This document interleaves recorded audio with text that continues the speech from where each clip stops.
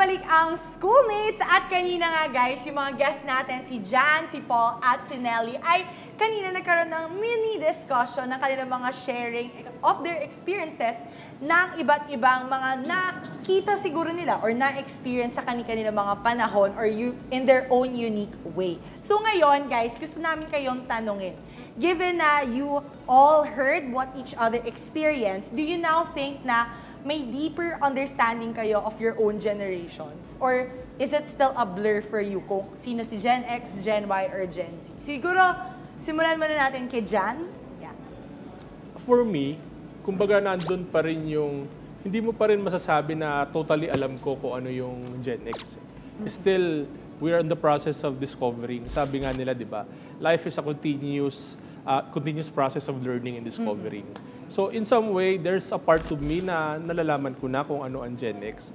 Pero there's still a part of me that's still excited that na, uy, ito pala yung kakayahan ko. Tapos nako-compare mo din kung ano yung generation mo compared with other generations.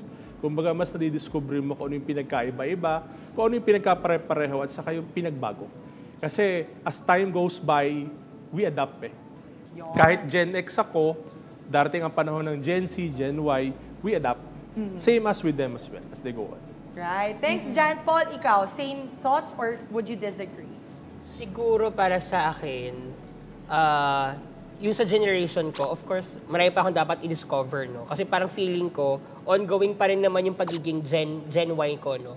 Sa Gen X naman, kasi medyo latter part na ako, 1991 na ako. So, medyo may konti ako information about their generation.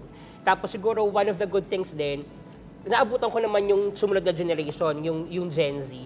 So para sa akin, medyo minsan nakakalito, anong generation ba ako? Kasi meron ako information ng Gen X, meron ako generation ng Gen Z. So minsan, hindi ko na alam kung saan ko ilulagarin yung sarili ko. Magkapaka-Gen X ba ako? Magkapakamatanda ako minsan? Or, ay, papakabagets ako. Kasi parang in between ako.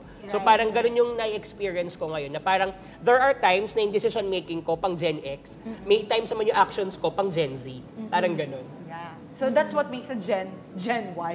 Yes. Diba? Questioning the why in Gen Y. Yan. Whys. So, yes naman, no? Nelly, ikaw, what do you think? Do you feel that you know more about what a Gen Z is? And nakarelate ka ba sa Gen X and Gen Y somehow? Actually, ngayon ko lang talaga na parang isang in-depth talaga na pagka-know sa dalawang generation. Especially kay X. Kay Gen X. Parang first time ko talaga na parang one-on-one talaga si Gen X. Kasi sometimes, kami Gen Z, we laugh at Gen X and millennials. Sometimes, parang ginagawa namin ng meme na parang, hala, jeje sila, ganon. Kasi sa time nila noon, nakikita namin na parang, uy, old-fashioned, bale. Pero, especially now, na art student kasi ako, and we try to appreciate what is old, what is analog media. Tapos, because of that, alam ko na yung floppy disk, alam ko kung ano yung Tamagotchi, pero hindi ko nakita, pero I wish nakita ko kasi kayo yung parang nag-build ng foundation for Gen Z kasi. Right. Oo. So, ayun. Speaking of fashion, dahil napunta na tayo sa pananamit, alam naman natin dito sa country natin, medyo conservative dapat ang pananamit. Dahil conservative yung mga Pinoy. Dahil ang pagiging conservative nga daw ang nangingibabaw. Sa tingin ninyo, paano kaya tayo magiging bukas or paano mapipigilan yung mga stigma na kumakalat pagdating sa liberated na pananamit? Ako kasi, yun yung sinasabi ko kanina, di ba? We have our own differences of our generation.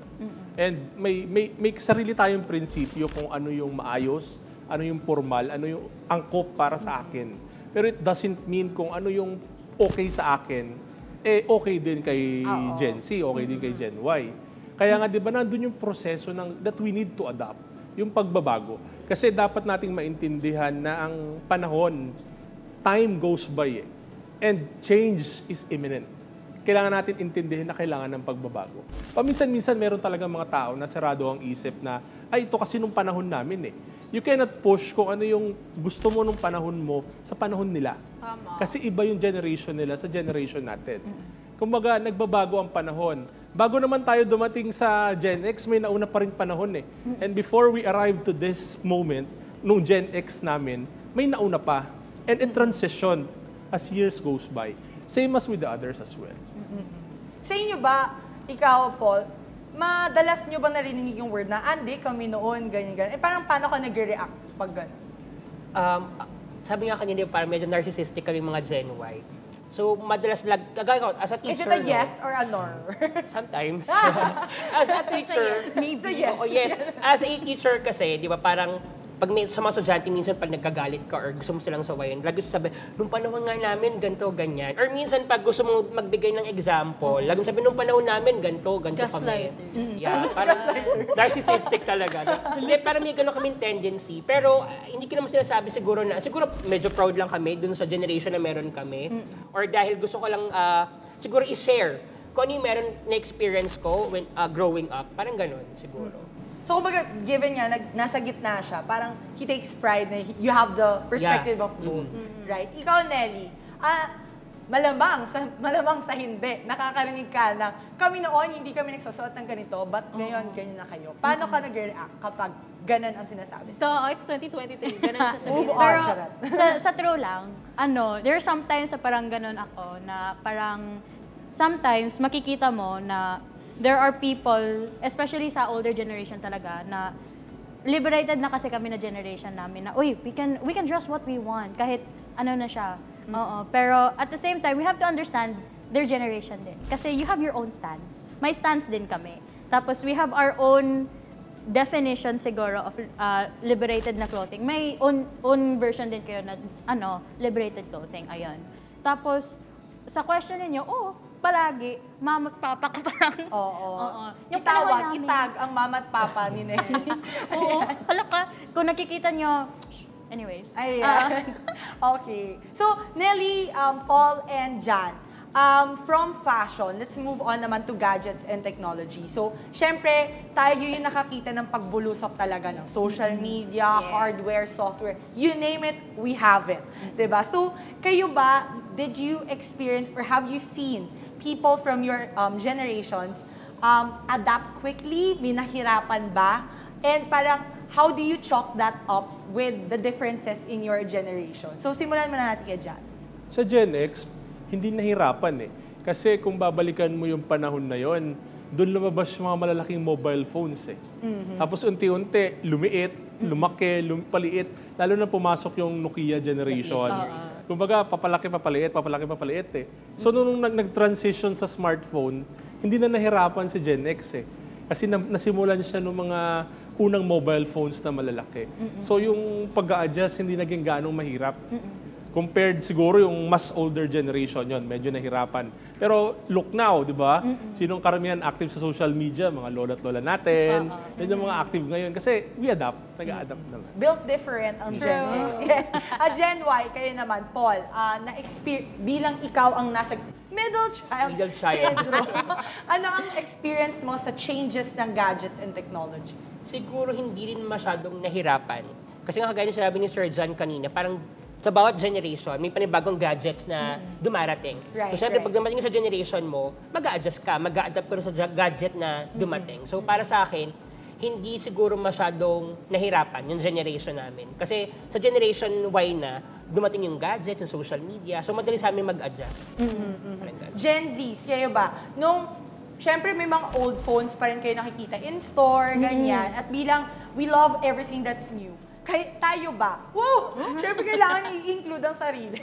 Oo. Nahirapan kaya tayo, knowing me, nahirapan ba tayo sa pag-understand naman the differences of the technology from before and yung mga nagbabago pang teknolohiya ngayon?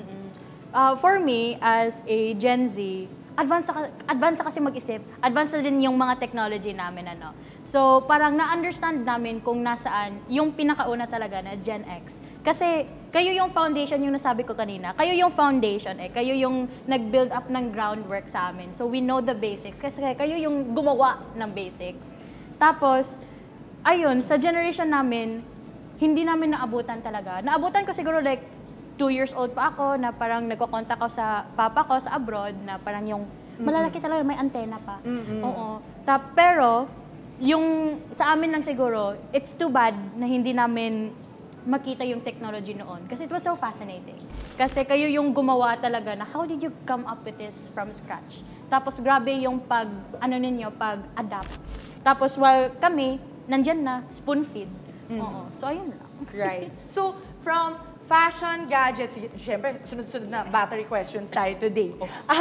Next ko na tanong is on languages. Kasi kanina, di ba pina-open namin kayo ni Gina ng words that are very much nagsimula sa inyong mga generation or yung word of the day or word of the generations. So, tingin nyo ba, for generations to have a better understanding of each other, how should a Gen X explain to a Gen Y and Gen Z and vice versa? Like how should a Gen Z explain to the older generations what do they mean with the words? And do you think it would help if like we use it in sentences or stuff like that? Siguro simulan natin kay Paul.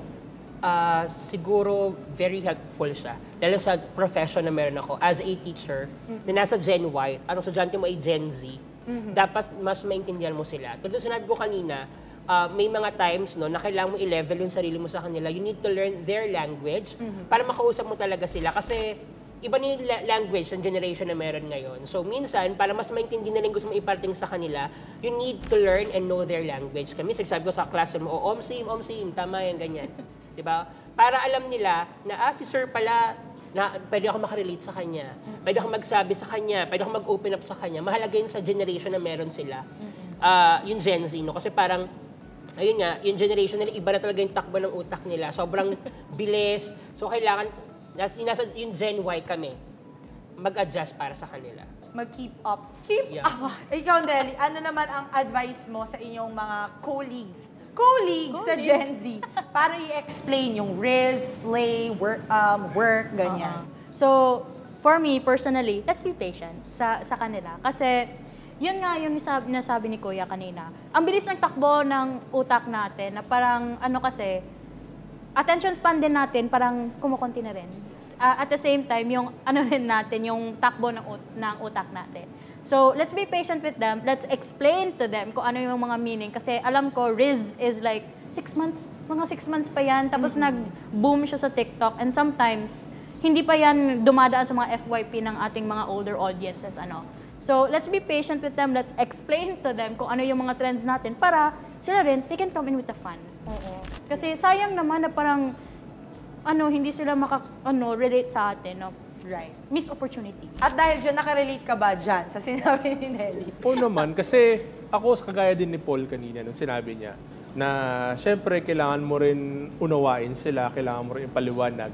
You need to adapt to them. Pasensya na paulit-ulit ako sa word na adapt to. Pero alam mo yun, parang yun kasi yung essence na para mas maintindihan mo sila. For you to effectively deliver your message, kailangan na paminsan-minsan sumabay ka kung ano yung lingwahe yung ginagamit nila.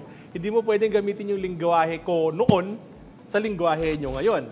Kasi minsan, napakalalim naman. Parang ang hirap intindihin. Pero kung gagamitin mo yung mga salitang na-develop ng generation nila, for them to better understand what you want to tell them, mas maiintindihan nila. Right. That's why I agree with what Paul says a while ago.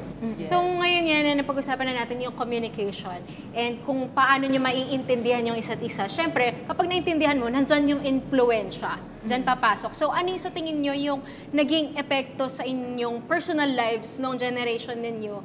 And mas nakabuti ba ito sa inyo? Let's say for example, may mga generations kasi na yung pinalaki sila ng magulang nila na kailangan paglaki mo, you should repay us, ganon, for all the sacrifices we've given. Meron naman yan, kailangan, pag koleyo ka na, kailangan doktor ka, architect ka, ganto ganyan. Lawyer ka, ganon. So, lahat ba kayo, anong naging experience nyo with that? Or ano yung sa loobin nyo patungkol sa ganong instances? Yes, Jan? Bilang may asawa na si Jan? Yes, No. bilang Generation X. Yes. Ako kasi, I'm proud that I was raised by a parent na hindi ako inobliga. Hindi ko naabutan yung old culture na kung ano yung gusto ng magulang mo, yun yung gagawin. Ako, parang lumaki ako. I'm happy that I was blessed by a parents na hinayaan ako mag-grow, hinayaan ako maabot kung ano yung gusto kong maabot.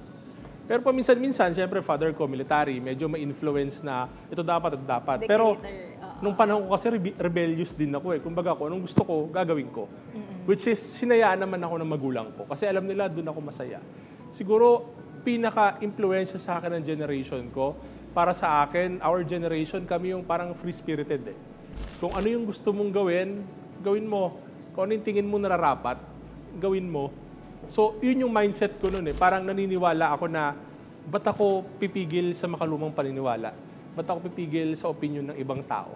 Ba't ako pipigil sa pangarap ng iba para sa akin? Why not I build my own dreams? Why not gawin ko to, gawin ko yan? Which, nagawa ko naman. Kumbaga, alam mo yun, no regrets. Nandun pa rin yung part na parang, ay, si Jan, medyo pasaway yan pag nagkakwentuhan ng pamilya. Kasi nga, parang ako daw yung black sheep ng pamilya kasi I do what I want eh. Pero, proud ako na kung hindi ko ginawa yun, baka wala ako ngayon dito. And with that, we say sana all. Yes, Sana sana all. all. Sana Ito all. medyo nakikita ko nagre-react si Nelly kanina. Anong quick sharing lang.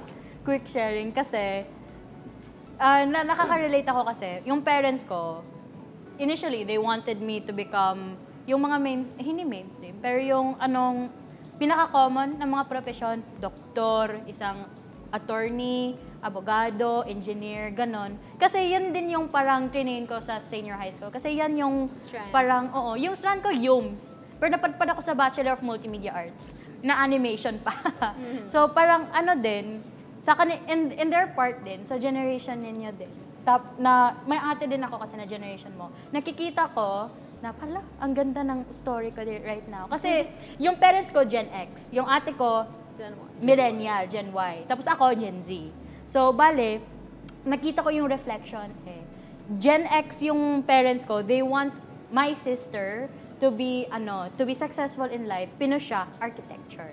Oo. So, yan yung direction na gusto nila kasi yan yung feeling nila na masa-success siya. Doon parang gusto nila na may safe siya. They know what's best. They know what's best para sa ate ko, which is understandable, pero hindi gusto ng ate ko eh. Hindi talaga gusto ng ate ko, pero at the same time, she also understands the intent.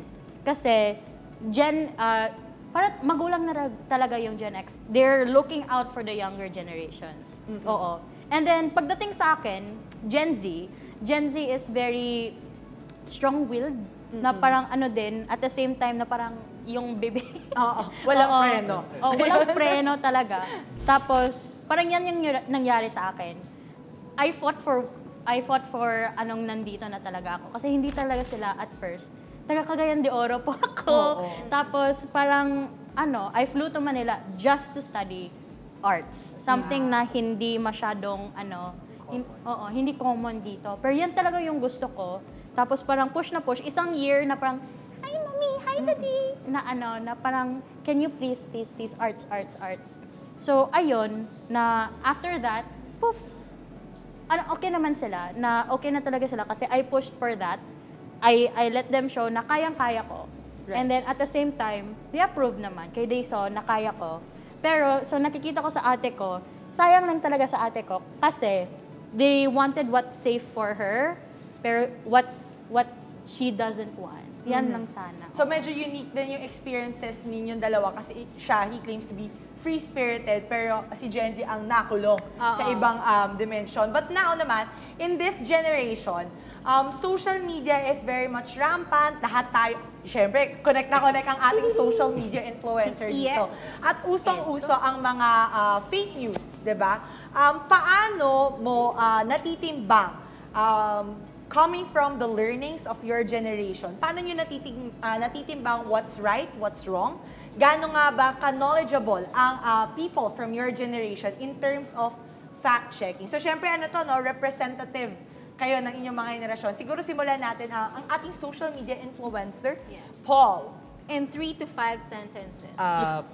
Kasi nagtuturo ko ng media information literacy. Yan. So, mahalaga sa akin na dapat alam ng bata yung konsepto at yung konteksto na nakikita nila sa online. Kasi nga, ingat, mabilis mag-post eh. Mag-post ka lang yan. Alam kung totoo ba siya or hindi.